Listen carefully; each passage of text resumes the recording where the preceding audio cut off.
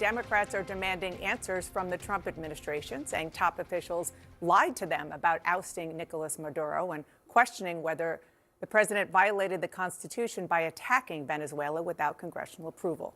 Here with me now is a member of the Senate Foreign Relations Committee, Democrat Chris Murphy of Connecticut. Thank you so much for being here. Certainly. What is your reaction to this operation? Well, I mean, clearly this is wildly illegal. This is a president who has been operating illegally since he was sworn into office, stealing from the American people, seizing spending power. What's illegal? Now dragging America into a war overseas. The president cannot run a military operation of this size, cannot invade a foreign country without coming to Congress first, without allowing the American public to weigh in. America doesn't want this war. Nobody asked for this because it has nothing to do with American national security. And I think that's the most important conversation to have. Venezuela is not a security threat to the United States. They're not threatening to invade us. There is no terrorist group like Al-Qaeda operating there that has plans to attack the United States. To the extent that you care about the drug trade, yes, they produce drugs, but those drugs go to Europe. Fentanyl is the drug that's killing Americans. That's not coming from Venezuela. Venezuela produces cocaine. 90% of it is not coming to the United States. This seems to be mostly about oil and natural resources.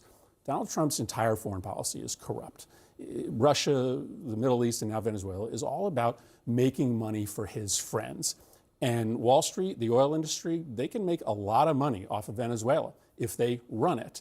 You saw within hours of the invasion the announcement of a group of Wall Street investors, energy industry investors, planning a trip to Venezuela to make money off of this invasion, off of this ouster.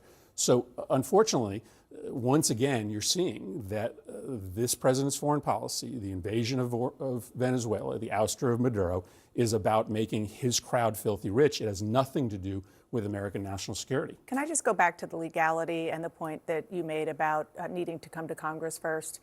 You know that for decades, Congress has let Democratic and Republican presidents sort of go for it on military actions. I mean, look at President Obama in Libya.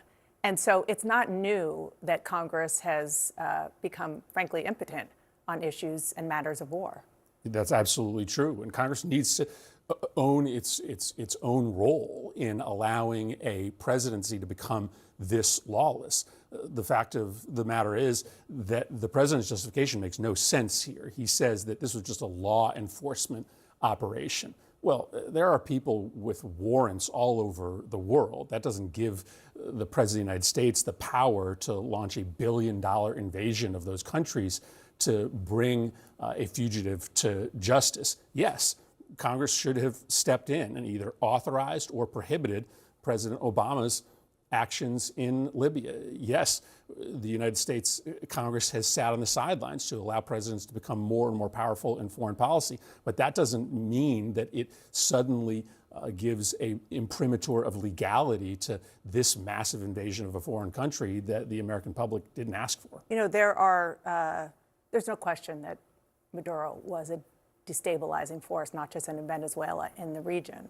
And there are people celebrating in the streets all over South America and Venezuelan expats abroad.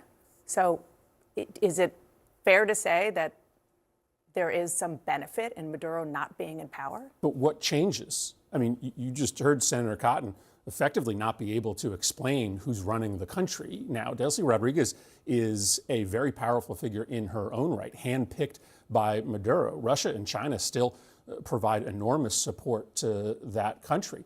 What changes? Why would Venezuela stop its export of drugs, its harassment of U.S. interests in the region? There's really no explanation for how American interests are changed at all with a Rodriguez administration that right now seems to be intent on carrying through and carrying forward the policies of Nicolas Maduro. In 2019, you wrote an op-ed and you called for Maduro to be gone. You said, let's get one thing straight. There should no longer be any debate about Maduro's lack of democratic legitimacy. The Trump administration is right to put restoring Venezuelan democracy at the center of our approach to this crisis. A return to a stable democracy is in the interest of the Venezuelan people and the United States and the hemisphere. we don't know what's going to happen with regard to the civilian leadership there. Tom Cotton was just here saying that he hopes that there are democratic elections. Isn't that what you want?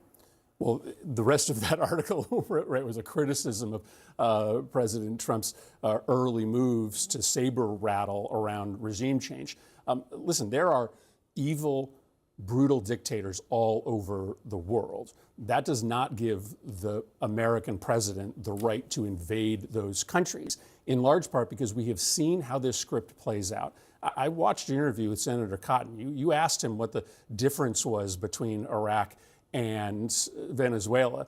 He didn't say the difference was we aren't going to invade Venezuela like we invaded Iraq. He said that if we invade Venezuela, which may be part of the president's plan, it's going to go really well.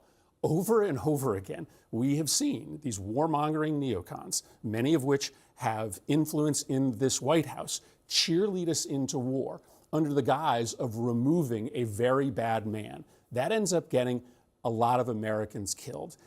And if this is really just about the oil, if this is really just about the natural resources, if this is just about getting a bunch of Donald Trump's friends on Wall Street even richer, I don't think there's a single American family who would support having their son or daughter put into harm's way to defend the interests of Wall Street.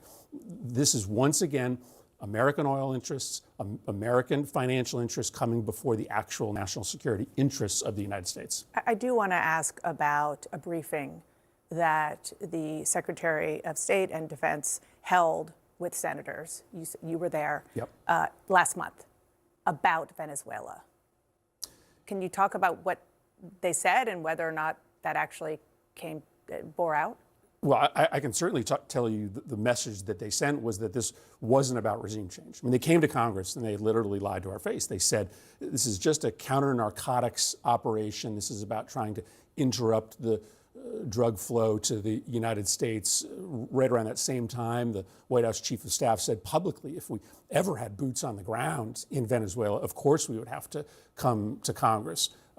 Listen, there's no way to trust this administration. They aren't being straight with the American people. There isn't even a briefing scheduled for Congress next week to explain A, what happened, and B, what the plan is moving forward. But yes, I think everybody in that briefing heard the administration say, this is just a targeted counter-narcotics operation. This has nothing to do with regime change. They knew they weren't telling the truth in that room. Senator Chris Murphy, thank you so much for being here. Appreciate Happy New Year. You too.